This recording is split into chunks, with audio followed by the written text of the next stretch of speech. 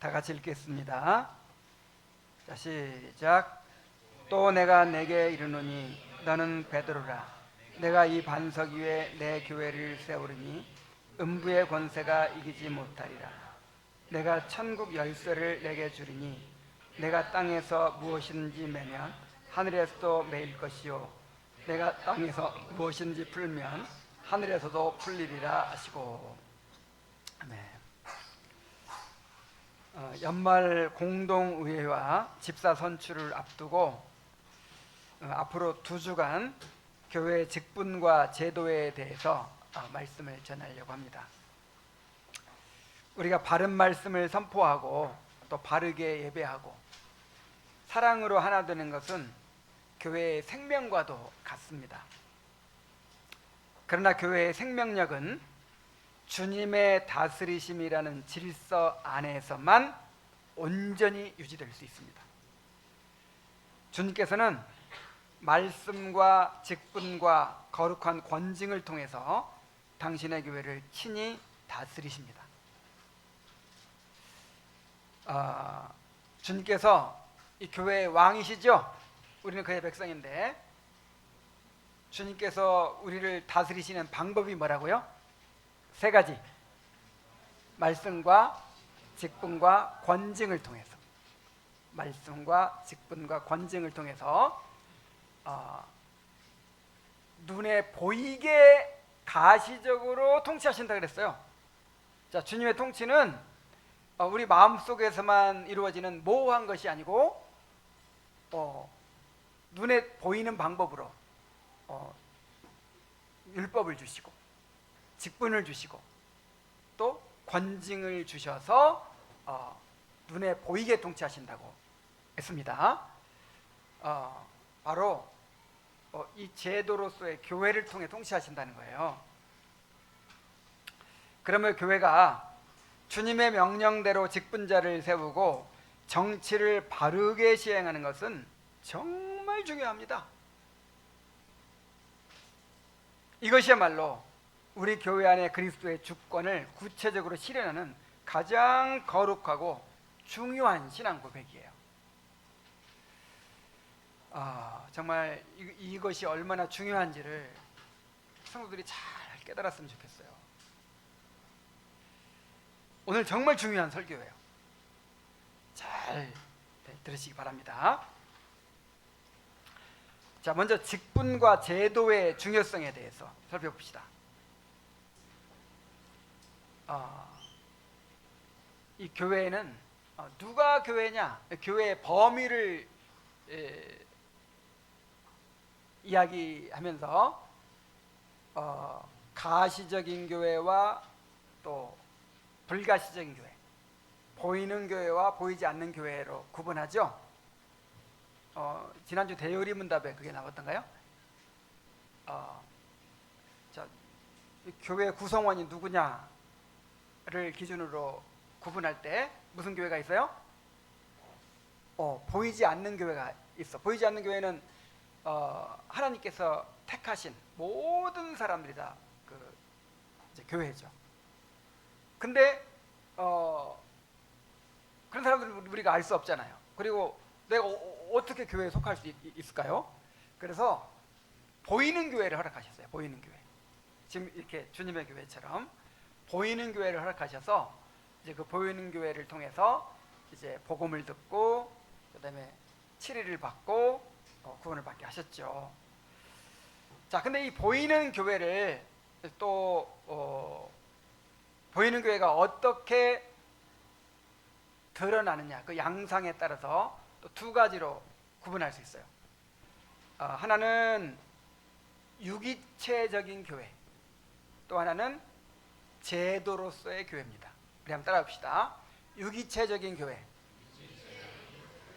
또 하나는 제도로서의 교회.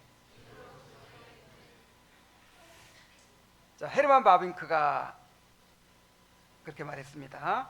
교회는 유기체인 동시에 제도이다 그랬어요. 자, 유기체로서의 교회가 뭡니까? 자, 유기체가 뭐라고 그러죠? 유기체. 여러 부분들이 서로 결합해 가지고 하나의 생명체를 이룬 거를 유기체라고 그래요. 우리 사람의 몸이 유기체예요. 이 사람의 몸은 여러 부분들이 있지만 다 생명적인 연결이 돼 있죠. 그래가지고 하나의 생명체를 이루고 있어요. 이런 걸 뭐라고 한다고요? 유기체. 유기체의 상대적인 말은 뭐가 있을까요? 기계 같은 거, 기계.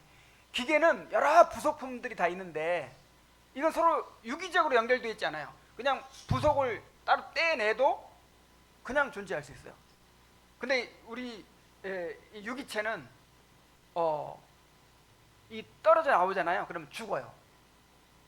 연결돼 있어요. 근데 피가 통하고 신경이 통하고 이걸 유기체라고 하는데 교회가 유기체라는 거예요. 교회가 그리스도의 몸이에요. 교회는 본질적으로 살아있는 생명체입니다. 그래서 쉬운 말로 그냥 생명체라는 뜻이에요. 생명체. 성령 안에서 거듭난 성도들이 머리 대신 그리스도와 신비롭게 연합을 이룬 한 몸이에요. 모든 성도는 이 몸의 지체로서 서로 사랑으로 연결되며 각자의 은사를 통해 생명을 나누는 관계 속에 있습니다.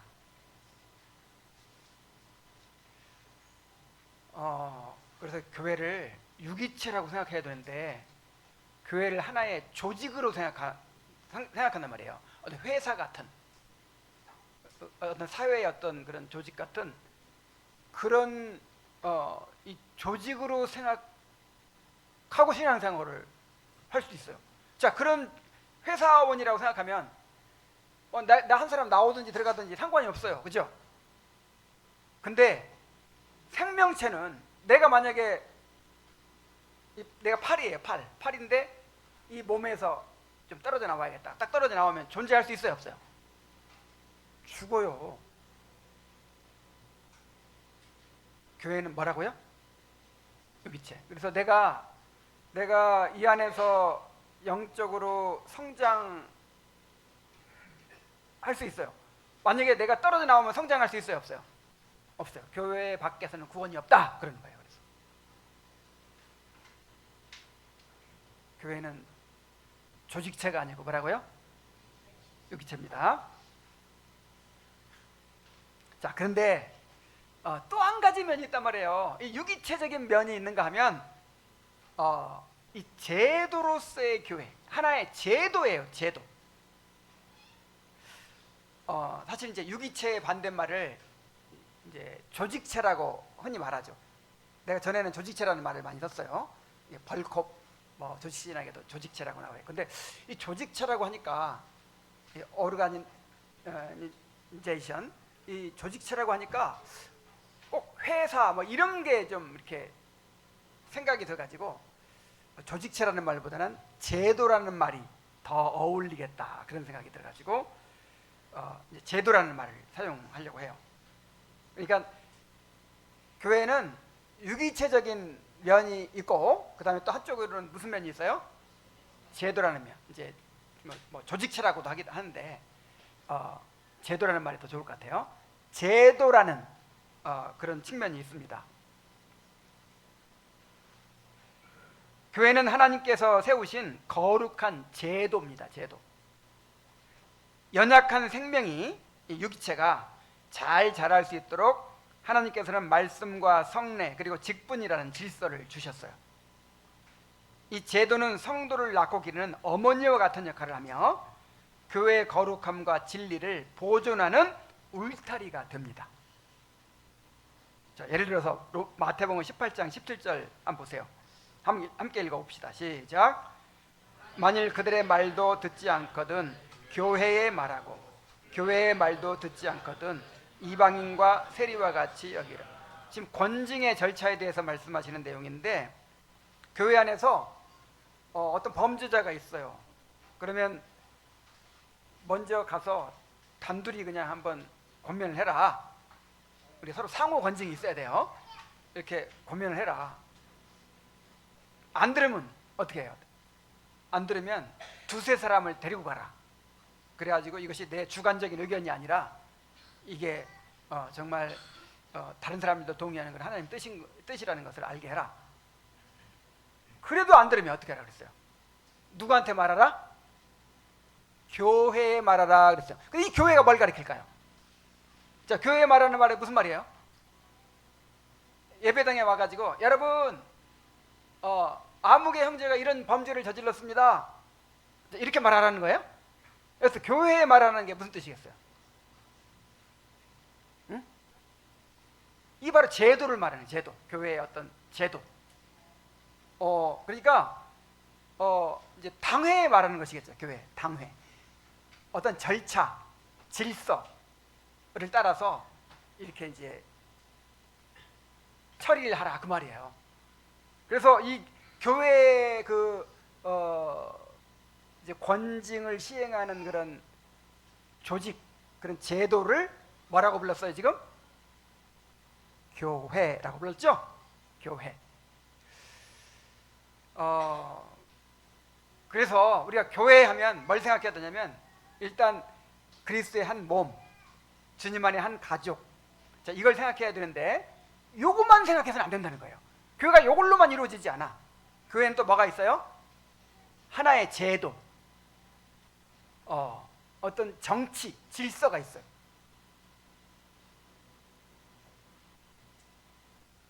자, 이 구절이 보여주듯 제도로서의 교회에는 하나님께서 위임하신 직분이 있고 교회의 순교를 수호하는 권징이 시행되며 은혜의 방편인 성례가 집례됩니다.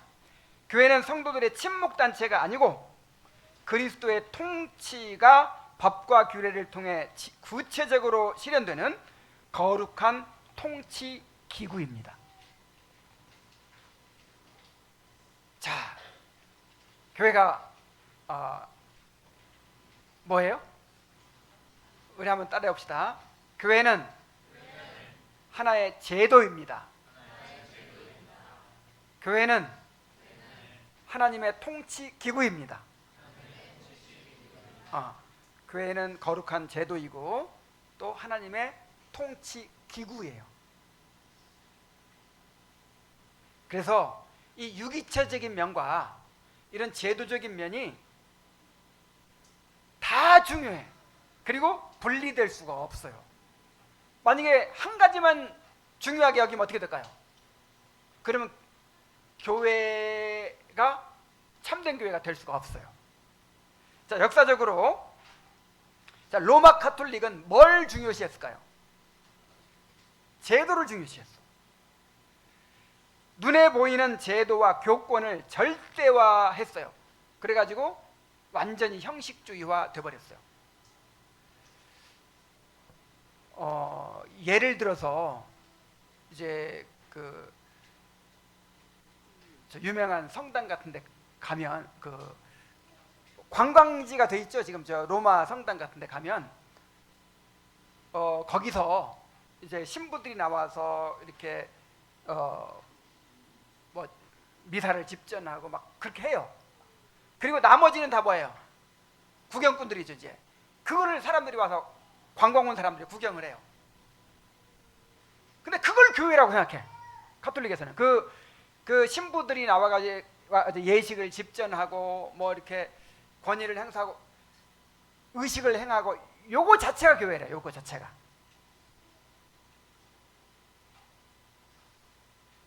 자, 교회는 그런 거 아니죠? 교회는 가르치는 사람만 있는 게 아니라 그 가르침을 듣는 사람도 있어야 되잖아요. 함께 다 교회잖아. 함께. 근데 그런 어떤 제도 뭐 요것만을 이제 교회라고 생각하는 거예요. 자, 여기에 대해서 이제 반발하는 사람들이 있죠. 그래서 제세례파는 여기에 대해 반발해 가지고 완전히 제도를 다 부정해 버리는 거예요. 다 이거 다 소용없어. 진짜 중요한 거는 우리가 거듭나는 것이고 회심하는 것이고 그 다음에 성화를 이루어가는 것이지, 그리고 우리가 서로 사랑으로 교제하는 것이지 이런 직분이나 제도나 이런 게 뭐가 중요하냐. 그리고 이것을 무시해 버리는 거예요. 그럼 어떻게 될까요? 무질서해지죠. 자, 제도 이게 왜 생겼다고요? 왜 하나님께서 주셨다고요? 주님의 왕으로서의 통치를 실현하도록 주셨는데 그 제도를 무시해버리면 주님의 그 왕으로서의 통치가 드러나질 않잖아요. 그래서 이것도 정말 잘못된 것이죠. 자, 오늘날 현대 복음주의 교회들은 어떻습니까? 영혼 구원이라는 목적만을 추구하면서 실용주의에 빠져 있어요.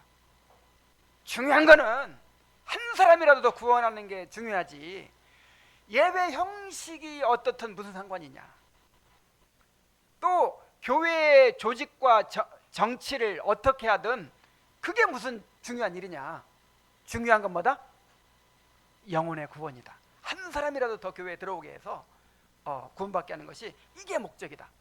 그래서 오늘날 교회는 실용주의에 빠져 있어요. 그래서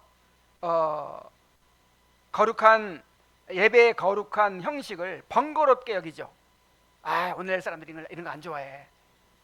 이렇게 하면 교회 오고 싶어 못 와 하면서 예배 형식을 마음대로 바꿔버리죠. 찬송도 바꿔버리죠. 자, 그리고 정치도 이미 웨스트민스터 신앙 고백서에 다 정치 모범에 다 나와 있지만 그렇게 서약까지 해놓고 나서 지켜요, 안 지켜요? 이렇게 하면 오늘날 사람들의 실정이 안 맞아. 사람들이 안 좋아해. 그러면서 행정이나 경영의 효율성만을 추구함으로써 주님이 세우신 제도의 신성함을 훼손하고 있어요. 개혁교회라고 그렇게 개혁주의 하면서 그렇게 개혁을 부르짖으면서 뭐만 생각하냐면 말씀만 바르게 전하면 개혁주의라고 생각해.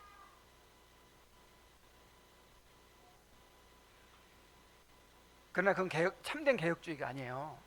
개혁주의는 세 가지가 온전히 개혁돼야 개혁주의인 거예요. 맨 처음에 뭐죠? 말씀, 교리죠, 교리. 그 다음에 예배, 예배를 바르게 드려야지. 그 다음에 정치죠, 정치.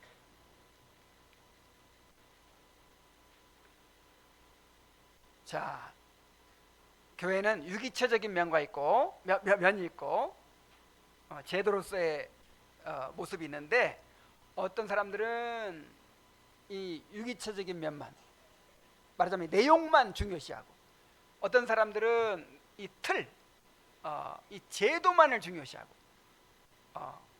그런데 개혁교회는 이 두 가지를 다 필수적이고 중요한 것으로 여깁니다. 교회의 직분과 정치 제도는 인간의 발명품이 아니라 교회의 왕이신 그리스도께서 자신의 통치를 실현하기 위해서 제정하신 방법입니다. 직분과 제도가 바르게 서지 않으면 바른 교리와 예배, 사랑의 공동체 또한 온전히 보존될 수가 없습니다. 그래서 참된 개혁은 교리와 예배의 갱신을 넘어서 성경적 직분과 교회 정치의 회복으로 완성이 돼요. 그러니까 결국 개혁의 꽃은 정치예요. 개혁의 꽃이 뭐예요? 정치. 종교개혁의 역사를 보면 막 교리 때문에 이렇게 머리가 터지도록 싸운 것은 많지 않아요. 대부분 뭘로 싸웠어요? 정치가 누가 다스리느냐 하는 것이거든요. 그 성공회, 영국 국교회 그 39개조 신앙 고백을 보면 이 칼빈주의가 다 들어있어요. 근데 뭐가 문제냐면 예배가 이제 이 로마 가톨릭 비슷한 예배를 드리는 거예요. 그리고 정치를 영국 국교회 성공회는 누가 다스리죠? 누가 다스려요? 이제 주교가 있는데, 캔터버리 대주교가 이제 하여간 최고 우두머리가 돼가지고 교회를 다스리는데, 그 대주교를 임명하는 사람이 누구예요? 왕이에요. 그래서 이거는 주님이 다스리는 교회가 아니야. 그래서 그렇게 정치를 개혁하기 위해서 그렇게 피 흘렸던 거예요.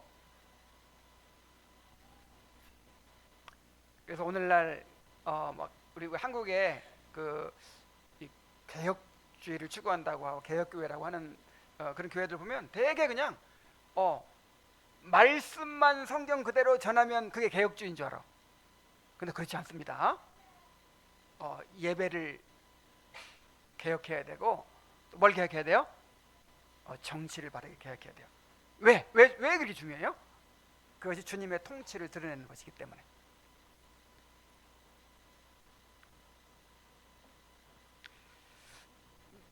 내가 그 조지 길레스피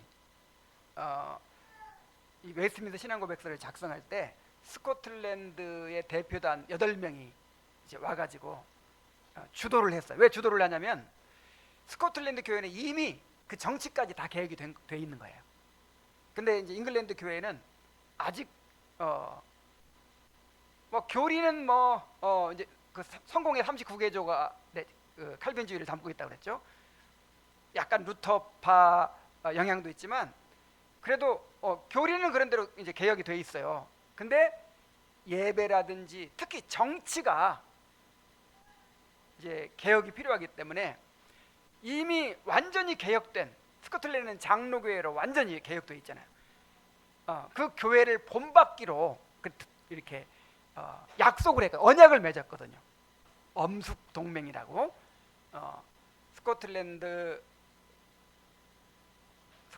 스코틀랜드가 이제 이 잉글랜드 의회와 왕당파 간의 정쟁에 지원을 해주는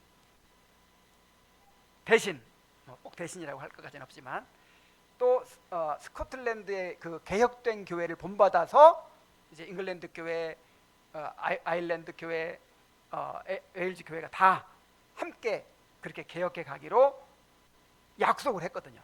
그래서 8명이 이제 대표단이 와가지고 그 웨스트민스터 신앙고백서 작성하는 일을 주도했어요. 거의 그 사람들의 의견이 많이 반영됐어요. 그 가운데 아주 중추적인 역할을 했던 사람이 조지 길레스피라는 젊은 목사였는데, 자, 그분의 글을 오늘 아침에 제가 읽고 메모를 해왔어요. 잘 들어보세요. 누구든지 그분의 말씀 안에 드러난 그리스도의 뜻과 규례에 따르지 않고 그들의 원하는 대로 자신의 의지와 규율에 따라서 그리스도의 일들이 시행되어야만 한다고 한다면 이 외에 다른 무엇이 그리스도를 그분의 보좌에서 끌어내리는 끔찍한 신성모독인가? 그러니까 주님께서 분명히 말씀에 교회 정치를 주셨다는 거예요. 자, 오늘 우리가 읽은 본문에 교회를 세우실 때 뭐부터 주셨어요? 정치부터 주셨다니까. 내가 이 반석에 내 교회를 세우리라 그러시면서 내가 천국 열쇠를 내게 주리니 네가 땅에서 무엇이 내냐면 하늘에서 맬 것이고 땅에서 무엇인지 풀리면 하늘에서 풀리리라. 천국 열쇠가 뭐예요? 교회를 다스리는 권한을 천국 열쇠라고 합니다. 천국 문을 열고 닫아버리잖아요. 엄청난 권세. 이게 주님이 다윗의 열쇠를 가지신 분인데 이 천국 열쇠를 누구한테 맡겼어요? 교회에 맡기신 거예요. 말하자면 정치를 주신 거예요. 정치를. 그래서 성경에서 직분을 어떻게 세워라, 그 다음에 권징을 어떻게 해라, 자, 어떻게 치리해라, 자, 이렇게 주님의 뜻이 분명히 나타나 있는데 그걸 무시하고 인간의 편의에 따라서 그렇게 직분을 세우고 그렇게 정치를 하는 것은 그리스도를 보좌에서 끌어내리는 끔찍한 신성모독이라는 거예요.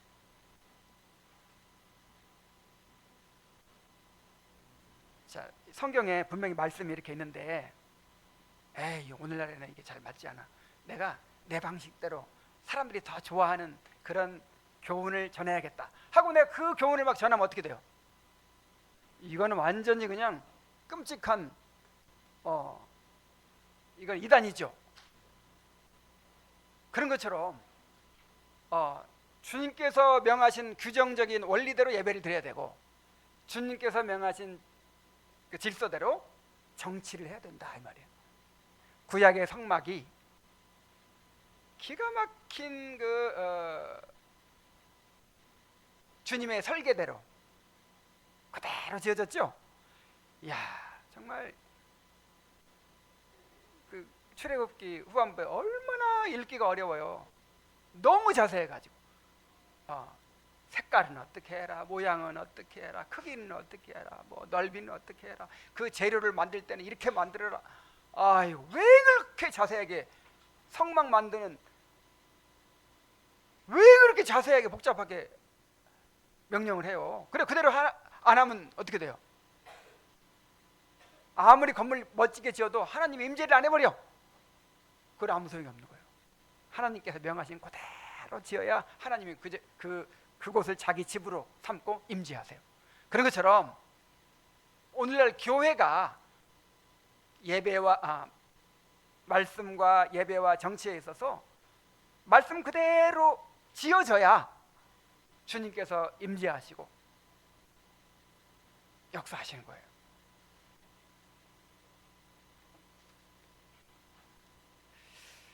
아무리 얘기를 해도 못 알아듣더라고요. 못 알아들어. 목사도 못 알아듣고 성도들도 못 알아들어. 정치가 뭐가 중요하냐는 거지. 중요합니다. 참, 우리 개혁자들은 다른 것 때문에 피 흘리지 않았어요. 이 바른 정치를 세우기 위해서 그렇게 피 흘리고 싸웠다니까요.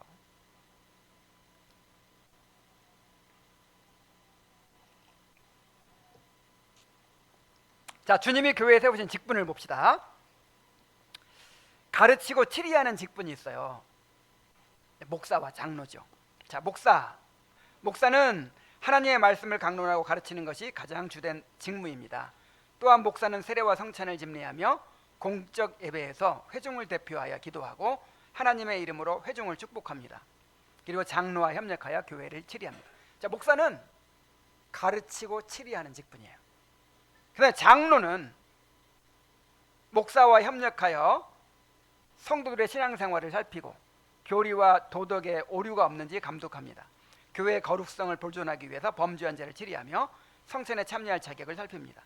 목사가 말씀과 기도의 사역에 전무할 수 있도록 돕고 목사의 가르침이 성도의 삶에 잘 적용되는지 확인합니다.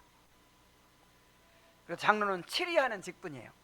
그래서 목사도 장로도 다 이제 장로라고 하죠. 그래서 목사는 가르치는 장로라고 하고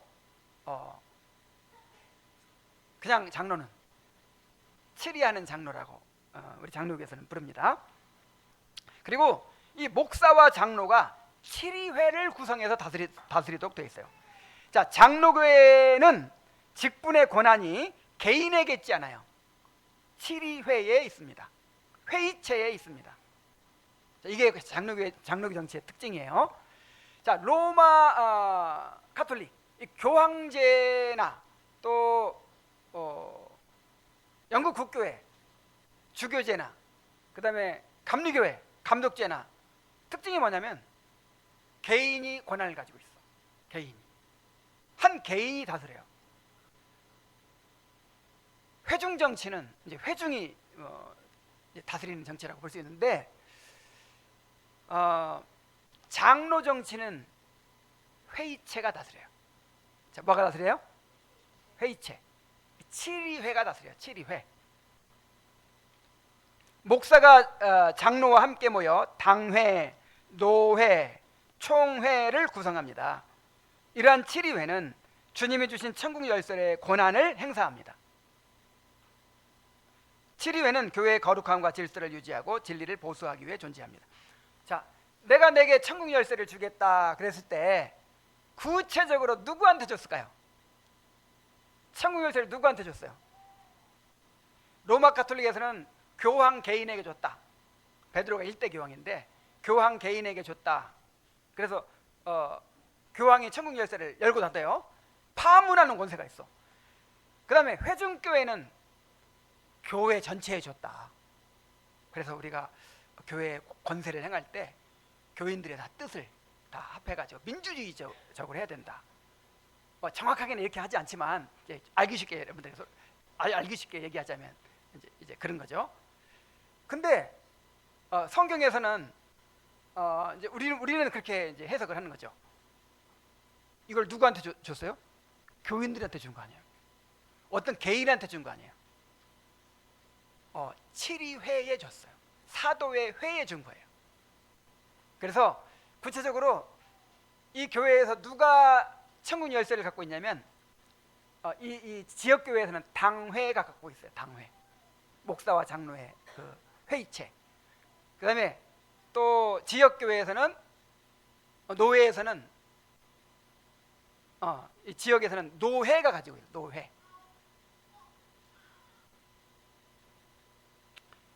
7위회가 가지고 있는 거예요. 그래서 이렇게 7위회를 구성해서 권세를 행하도록 되어 있어요. 그래서 먼저 이제 가르치고 치리하는 직분, 치리하는 직분, 목사와 장로를 얘기했습니다. 목사가 장로가 치리회를 구성해서 교회를 다스린다. 목사와 장로는 이제 영적인 직분이죠. 근데 또 자비의 직분이 있어. 자비의 직분. 자비의 직분은 뭐예요? 집사예요. 집사.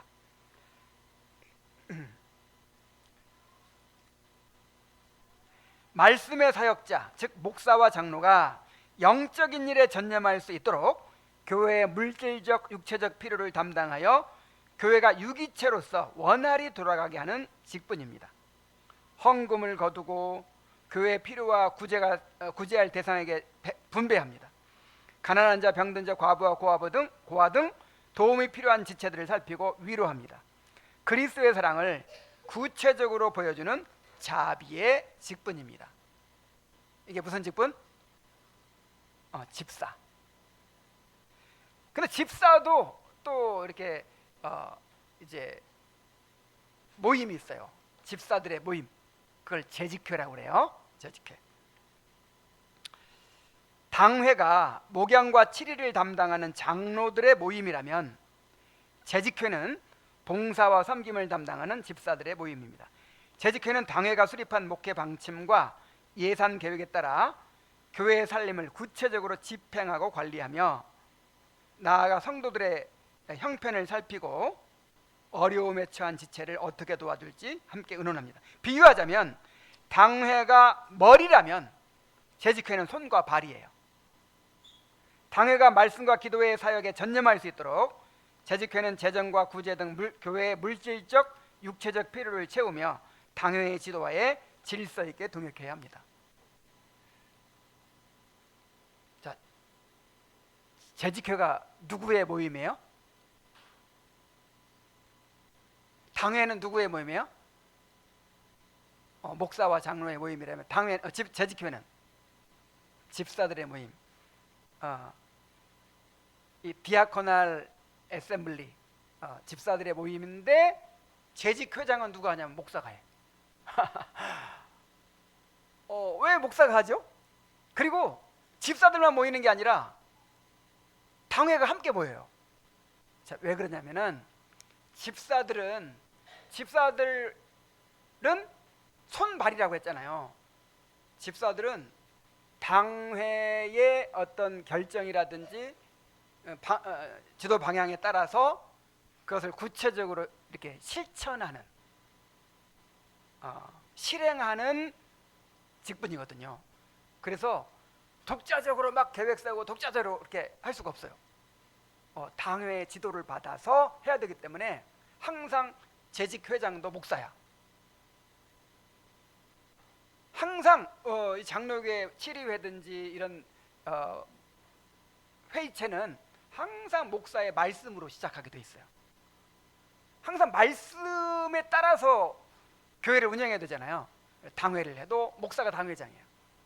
말씀이 누구한테부터 나오니까?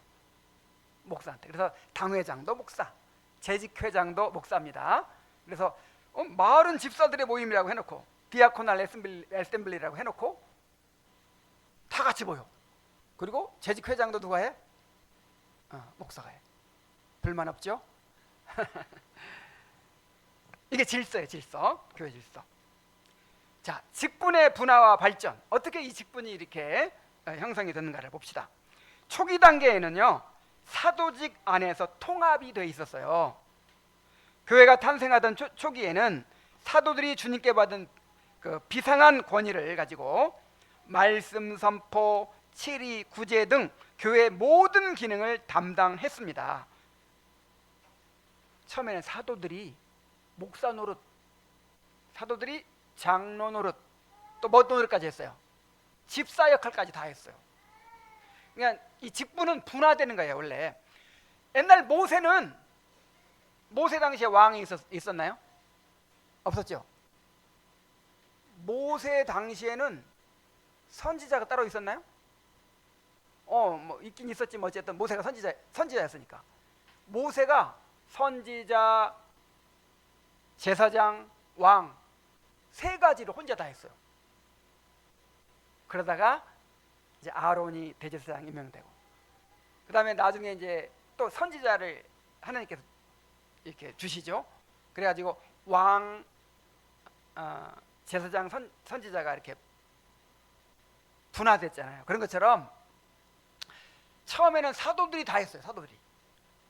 그러다가 봉사 직무가 분리됩니다. 집사를 세워요. 교회가 급성장하고 사도들의 업무가 과중해지자 사도들의 말씀과 기도에 전념하기 위해서 식탁 봉사와 구제 사역을 담당할 7인의 집사를 따로 세웠습니다. 사도행전 6장 1절 4절 한번 다 같이 읽어보겠어요. 시작. 그때 제자가 더 많아진 헬라파 유대인들이 자기의 과부들이 매일의 구제에 빠짐으로 히브리파 사람을 원망하니 12사도가 모든 제자를 불러 우리가 하나님의 말씀을 제쳐놓고 접대를 일삼는 것이 마땅하지 아니하니 형제들아 너희 가운데서 성령과 지혜가 충만하여 칭찬받는 사람 7을 택하라.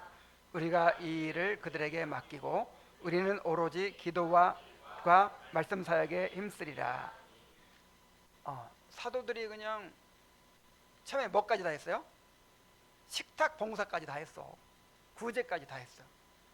너무 업무가 과중해가지고 이제 말씀 전하는 일에 기도하는 일에 지장이 생기니까 이제 집사를 따로 세우는 거예요. 그래서 집사가 생겨났습니다. 그 다음에 성도들을 감독하는 직무를 또 위임을 합니다. 교회가 예루살렘을 넘어 각 지역으로 확산되면서 사도들은 떠나기 전에 각 교회에 자신들을 대신해서 양떼를 돌보고 감독할 장로들을 세웠습니다. 물론 이때는 목사와 이 장로가 분리되기 전이에요. 그냥 다 장로예요, 장로. 이때는 아직 가르침과 다스림이 명확하게 분화되기 전 목사와 장로 역할을 함께하는 지도자 그룹이었습니다. 사도행전 20장 17절 28절에 보면 바울이 밀레도에서 사람을 에베소로 보내어 교회 장로들을 청하니 여러분은 자기를 위하여 또는 온 양떼를 위하여 삼가라. 성령이 그들 가운데 여러분을 감독자로 삼고 하나님이 자기 피로 사신 교회를 보살피게 하셨느니라. 그래서 이제 사도들을 대신할 장로들을 세웠습니다. 자, 그 다음에 장로 직분이 또 분화가 돼요. 가르치는 장로와 다스리는 장로로 분화가 됩니다. 교회의 조직이 체계화되면서 장로의 직무가 기능적으로 구분되었습니다. 말씀 연구와 선포에 전념하는 가르치는 장로, 이걸 목사라고 하죠. 그다음에 신방과 치리에 집중하는 다스리는 장로로 역할이 나뉘어 협력하게 되었습니다. 그래서 디모데전서 5장 17절에 보면 잘 다스리는 장로들은 배나 존경할 자로 알되. 자, 잘 다스리는 장로가 치리 장로죠.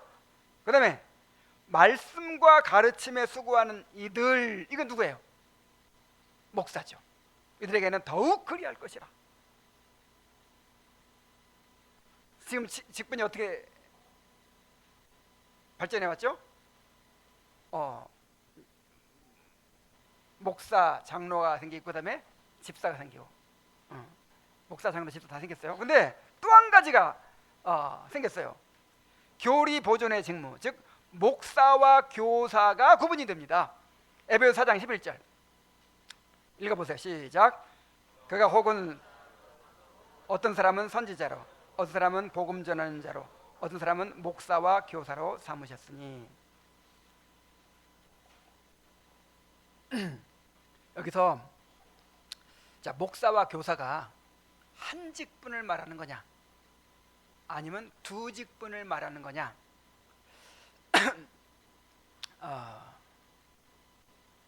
논란이 있어요. 그런데 넓은 의미로는 하나의 직분이라고 볼 수 있고, 또 좁은 의미로는 두 직분이라고 볼 수 있어요. 자, 보세요. 이 진요선 목사는, 여러분을 인도하는 진요선 목사는 양떼를 돌본다는 면에서는 길을 목사예요. 근데 또 바른 교훈을 가르친다는 면에서는 뭐예요? 교사예요. 그래서 나는 목사 겸 교사예요. 그래, 원어 그대로 하면 목사 겸 교사, 그 뜻이거든요. 이 정관사가 관사가 하나밖에 없어. pastor and teacher, 이렇게 영어식으로 하면 pastor and teacher 이렇게 하지 않고, 그래서 원어 그대로 보면은 한 직분이에요.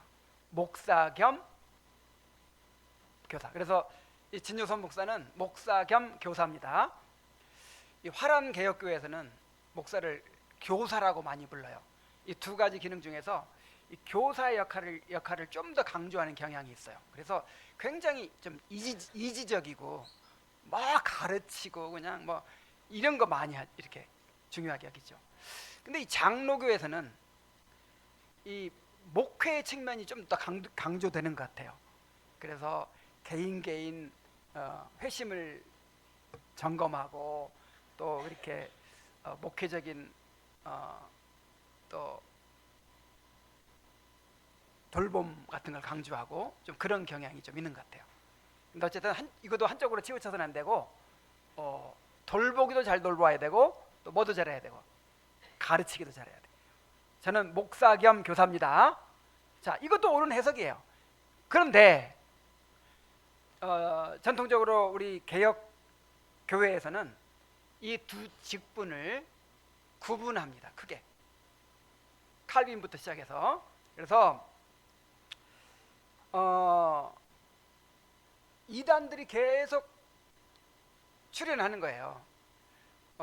그리고 이제 어떤 신학적인 논쟁들이 계속 생기고, 그래서 전문적으로 신학을 연구하고 그걸 가르치고 또 이단들을 대처하고, 자, 이럴 필요가 생겼어요. 그래서 목회에 전념하지 않고 그런 신학 연구만 하고 가르치기만 하는 신학 교수, 박사, 자, 이런 사람을 이제 교사라고 하는 것이죠. 목사는 지교회에서 설교와 치리와 성례를 행하는 직분이고, 교사는, 즉 박사는 신학 교수로서 성경을 해석하고 교리의 순수성을 지켜 이단을 방어하는 직분입니다. 자, 이해가 되죠? 자, 목사가 가르치는 것은 성도를 목양하기 위한 그런 가르침이라면, 이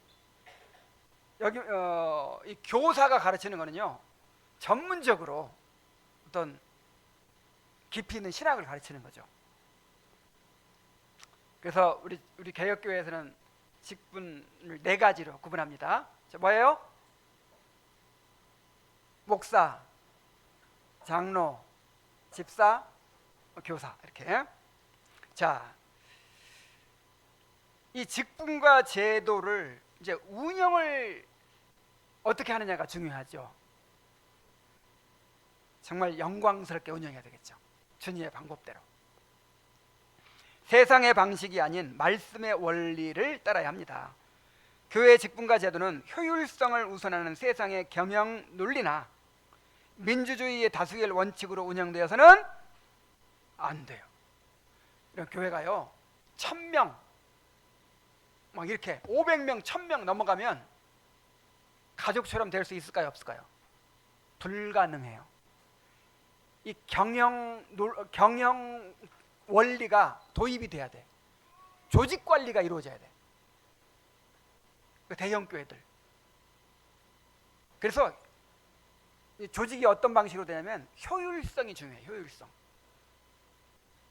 그래서 이건 교회의 생명력을 잃어버리는 거예요.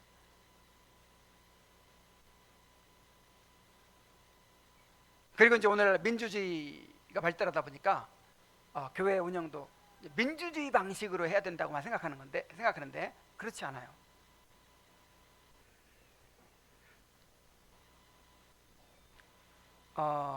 이 교회 정치는 독재도 아니고 아까 뭐라 그랬어요? 개인한테 권한을 주지 않는다 그랬죠. 개인이 권세를 행할 수 없도록 되어 있다 그랬죠. 뭐가? 회의체가. 그렇다고 해서 또 교인들 다 의견 물어가지고 하는 것도 아니라 그랬죠. 민주주의도 아니야. 그래서 독재도 아니고 민주주의도 아니고 일종의 이제 그 정치 형태로만 따지면 귀족 정치야. 귀족 정치. 그러니까 교인들이 이제 우리를 다스릴 사람을 뽑는 거예요. 목사, 장로 막 와. 그리고 그 사람들이 당회를 구성했고 노회를 구성해 가지고 7일 하는 거죠. 회의체가. 두 번째로 직분자들은 성경이 명령한 질서에 따라 섬겨야 합니다. 목사는 가르침으로, 장로는 다스림으로, 집사는 섬김으로 피차 복종하며 각자의 위치를 지킬 때 교회의 머리이신 주님의 통치가 비로소 온전하게 드러나게 됩니다. 정말 질서가 있어야 돼. 교회가.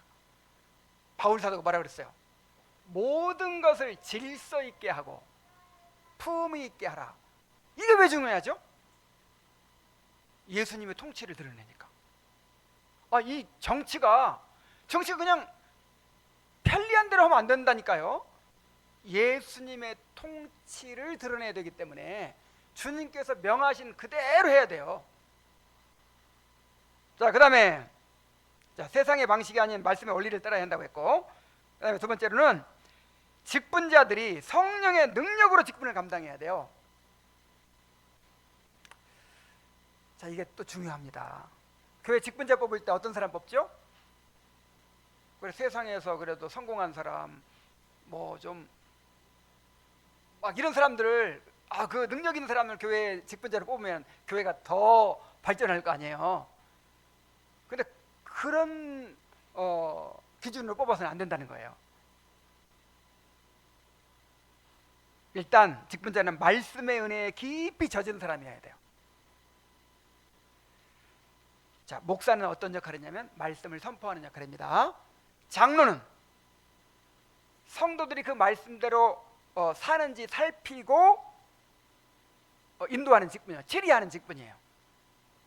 집사는 목사가 선포한 말씀을 실제 손발로 드러내는 직분이에요.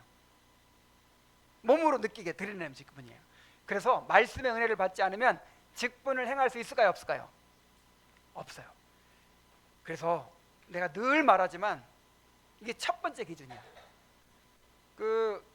보통 교회에서 제일 은혜 못 받는 사람이 누구죠? 맨 앞에 앉아있는 일단 사모님 두 번째로 장로님들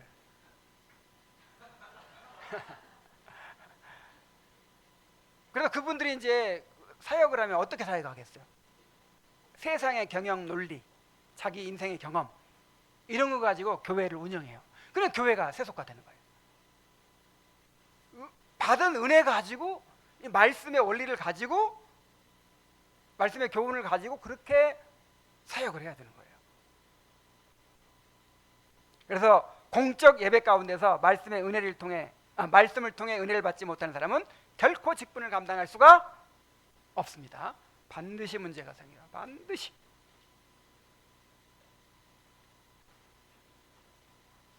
그래서 우리도 이제 그런 걸 많이 경험했는데, 물론 뭐 목사가 부족해서 뭐 그런 것이 제일 큰 원인이기도 하지만 그래도 이분이 참 인격이 괜찮고 그래서 사회에서 경험도 있고 이분 같으면 교회를 잘 섬길 수 있겠다 이런 기준으로 뽑으면요 반드시 문제가 생겨요.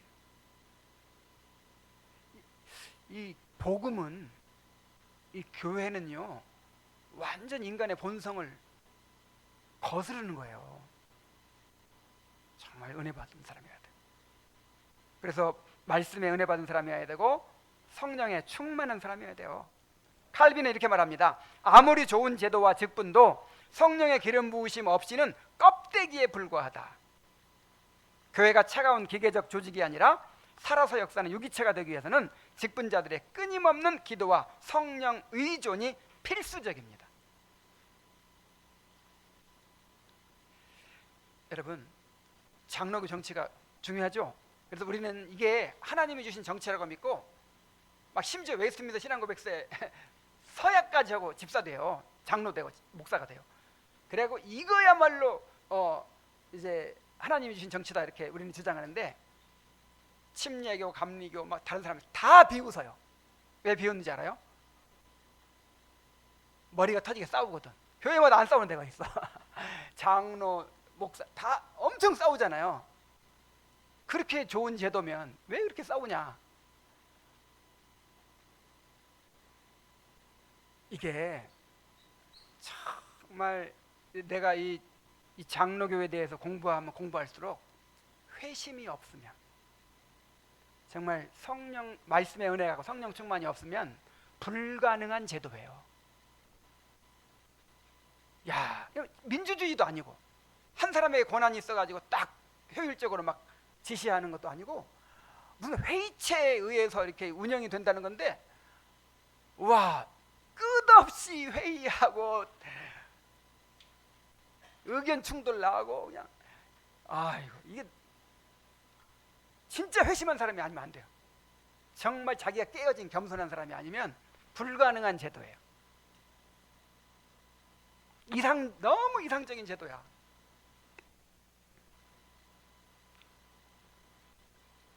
자, 그리고 세 번째로 직분자들이 서로 사랑으로 하나 되어 협력해야 합니다. 직분은 계급이 아니라 역할이자 섬김입니다. 교회의 조직이 그리스도의 통치를 드러내려면 직분자들이 그리스도의 겸손을 옷 입어야 합니다. 군림하지 않고 자기를 드러내지 않고 겸손히 섬기는 자들이 될 때 뼈대인 조직 위에 사랑이라는 살이 입혀진 건강한 유기체가 될 것입니다. 삼위일체 하나님을 본받아서 사랑으로 연합해야 합니다. 당회와 재직회가 이 삼위일체 하나님의 아름다운 연합을 본받아야 합니다. 삼위 하나님의 그 사역을 보세요. 연합과 아름다운 사역을 보세요. 이걸 본받는 게 이 교회 정치예요.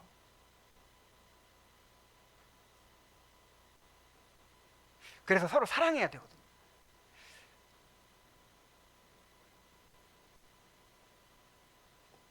새 계명을 너희에게 주니 서로 사랑하라. 내가 너희를 사랑한 같이 너희도 서로 사랑하라. 너희가 서로 사랑하면 모든 사람이 너희가 내 제자인 줄 알다. 이 말씀을 누구한테 주셨을까요? 자, 누구한테 주셨어요? 우리 모두에게 주셨는데 1차적으로 제자들에게 주셨어요. 좀 너희가 이제 앞으로 교회를 사역을 할 거 아니냐. 담임 목사가 없어. 그때는 회의체가 이 사도들의 회가 함께 교회를 목회하는 거예요. 초기에는. 근데 서로 사랑하지 않으면 되겠어요, 안 되겠어요? 옛날처럼 누가 높으냐 막 이런 다투고 경쟁하는 그런 마음으로 12명이 모여가지고 자, 우리 이제 예루살렘 교회를 어떻게 해야 될지 의논합시다. 그럼 어떻게 되겠어요? 삼위일체 하나님의 모습이 드러나겠어요? 1차적으로 직분자들에게 주신 말씀이라고 생각해요. 그래서 이제 이번에 우리 연합 재직회 할 때는 맨날 재직 정치가 어떻고 막 그런 것만 배웠는데 이제는 이걸 한번 내가 가르치려고 해요.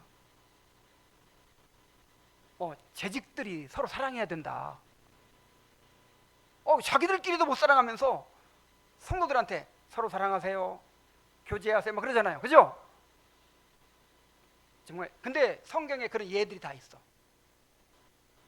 모세의 팀이 있고 바울의 팀이 있고 예수님과 제자들 뭐 다 보면 정말 사랑과 충성으로 이렇게 연합해 가지고 사역을 하거든요.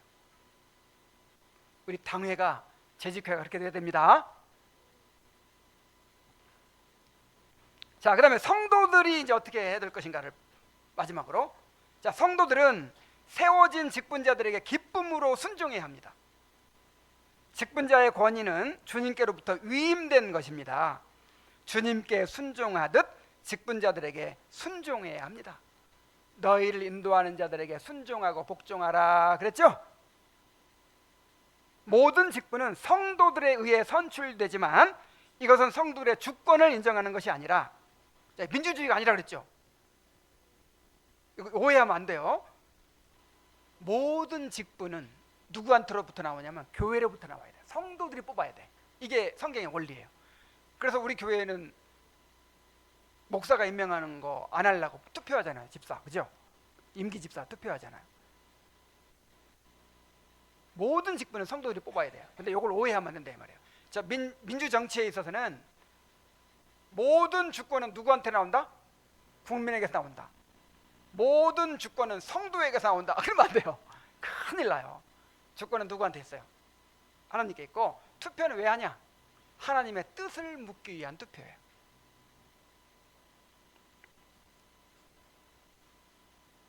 교회 정치는 민주주의가 아니라 신정적 민주주의입니다. 성경은 너희를 인도하는 자들에게 순종하고 복종하라고 합니다. 직분자를 존경하고 정당한 치리와 인도에 순종해야 돼요.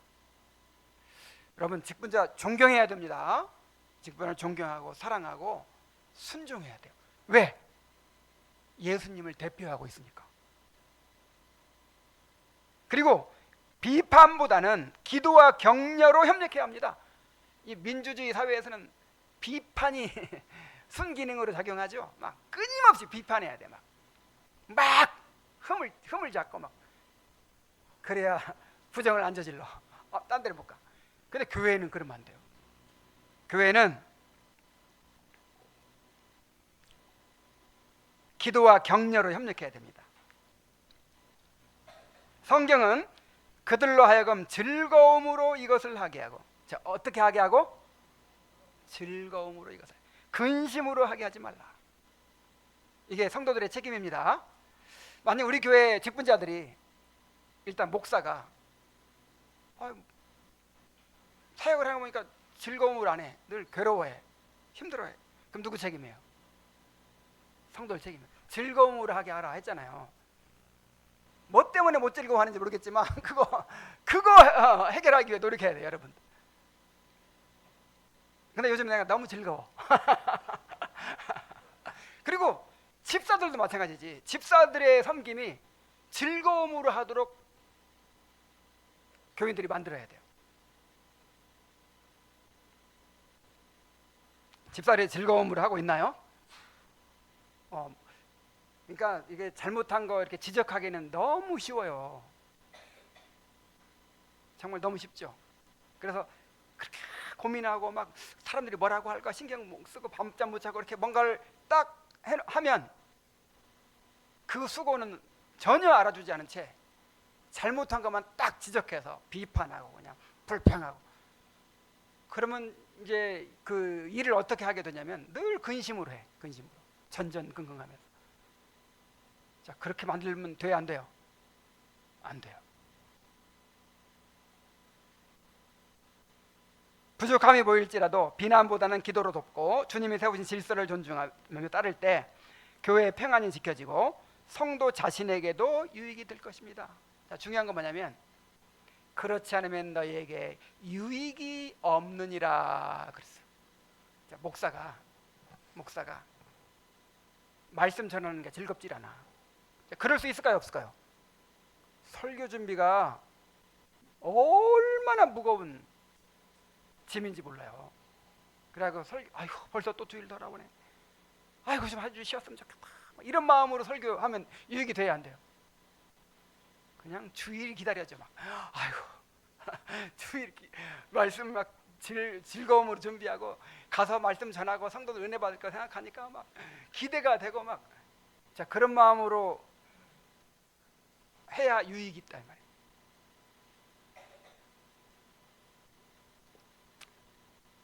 자 그렇게 만드십시오.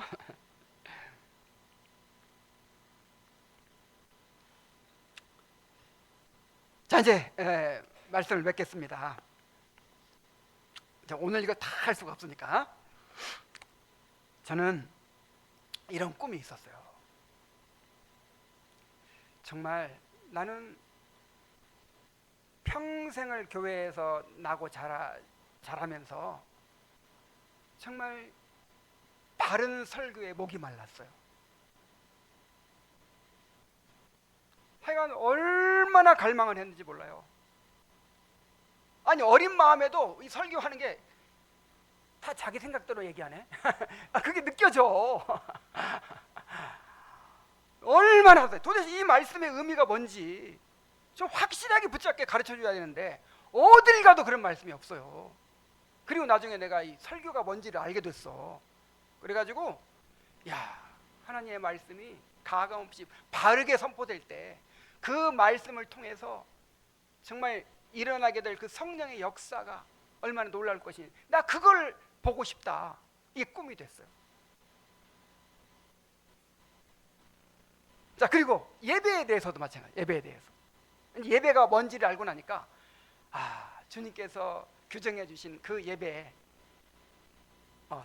그 성례 그대로 말씀 그대로 충실하게 그렇게 하면서 물론 이것은 어떤 질서만이 아니라 우리 마음의 자세부터도 그렇게 변화되겠죠. 그렇게 온전한 예배를 드릴 때 하나님께서 임재하시고 그 가운데 우리에게 부어주실 은혜가 얼마나 놀라울까. 그걸 보고 싶은 꿈이 생겼어요. 그러나 결국 개혁의 완성은 어디에 있어요? 정치에 있어요.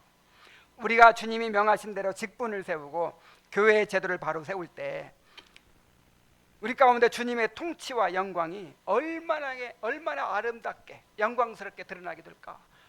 내가 정말 그것을 보고 싶다. 이런 꿈이 있습니다.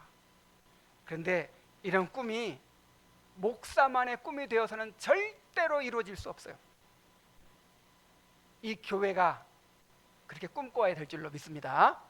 우리가 함께 그런 꿈을 가지고 그렇게 헌신하고 그렇게 기대하고 그렇게 기도할 때 그런 교회가 이루어지게 될 거예요.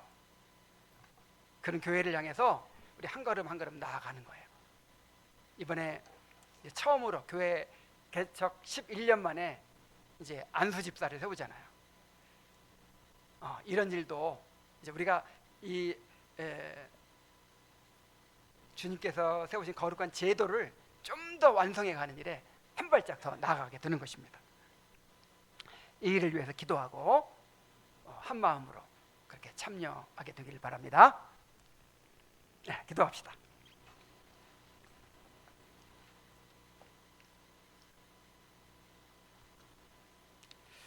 오늘 주신 말씀에 따라서 기도합시다.